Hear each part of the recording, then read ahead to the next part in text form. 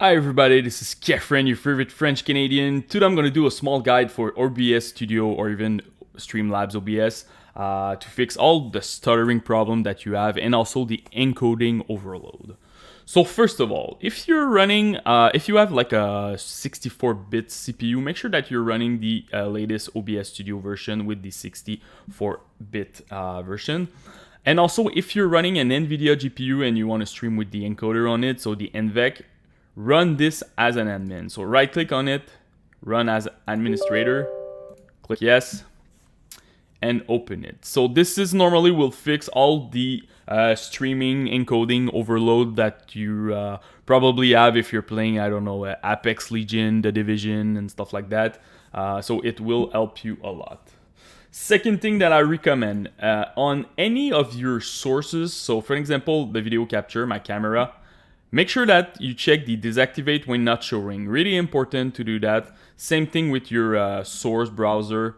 So go over there, shut down source when not visible. The thing is, sometimes people have a lot of different scenes with a lot of different sources, and everything will run in the background. You really need to make sure that you're just running the one that you want to show. So this is really important. I saw a lot of streamers that didn't understand like why the OBS was taking like 45% of their CPU. So this is huge. You really need to do that. Also, when you play video games, make sure that you're running the game capture. Don't go with display. Display is taking a lot of resources. Display is for taking the whole thing. You're just in your, I don't know, in your window and you want to show something to someone. It's not that bad. But if you want to play video games, make sure that you're using the game capture. It will save you a lot of resources and your game will be a lot smoother. After that, we will go to settings. So the first one, make sure that first of all your Twitch or YouTube, whatever that you want to use is set. Now the output. The first one is the encoder. If you have the Nvidia EVGA, just use that. It will help you a lot. You will see that your CPU will be at like 0.7% usage, 1% usage. That's really good because it's using a dedicated encoder on your video card, so you're not touching your CPU when you do that. The quality is a little bit lower maybe, but if you have the latest one, like the new one from Nvidia with the new RTX card, you're pretty much on par with the CPU streaming at medium. So that's really good, honestly.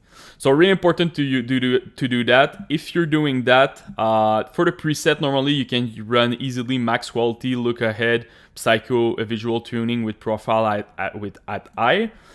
But if you have issue with encoding overload, go with quality and uncheck those two, because normally at quality, and if you uncheck those one, you will probably just use the encoder on your card. But when you click those with max quality, you will touch a little bit your CUDA core, so it will touch your GPU. So for an example, if your usage is at like 100% when you're playing Apex Legion and you're asking more from your video card, you will probably get some like encoding overload and skipping some frame when you're streaming. So this is where you can change it and make sure everything is fine. For the bitrate will not necessarily make your computer much smoother, but it's for your viewers. So make sure that you have your upload. I will put a link down in the description of my video what Twitch is recommending. But for sure, if you have 10 Mbit and more of upload, you can easily run 6,000, the maximum from Twitch. But really depend on your connection. If you have to run the X264, so now you're streaming with your CPU, again, adjust your bitrate. But the most important preset that you really need to look at is the CPU usage preset. For sure, if you have like a 4-core, 8-thread, go with something like very fast. You're gonna make sure that, first of all, that your stream is clean and you're not skipping frame and your game will still be smooth. If you have a really good CPU, like something, I don't know, like a Ryzen 3900X, you can easily do medium. And if you have like an 8-core Ryzen 3700X, go with fast, or even maybe medium. I didn't do the test on that one, but fast will be good. So this is pretty much where you can change your parameter. If you're going slower, it will take more resources and it will be a lot tougher for your CPU. So this is where you change your settings. So I will go back to this. after that, resolution. This one is really important also, the output and the number of FPS that you want to send. Honestly, don't go too crazy with this one. If you go 1080p at 60, the image quality is decreasing a little bit because you just upload 6000 bit rate. So go with something like 900p or 720p. And you have the FPS value. If you have issue with your stream, for sure lower your FPS. Go at 30 and go with something like 720p. It will help you a lot for your resources. Don't go too crazy if you're like streaming on a laptop with 4 core and 8 threads. So for sure go with 720p and 30 FPS.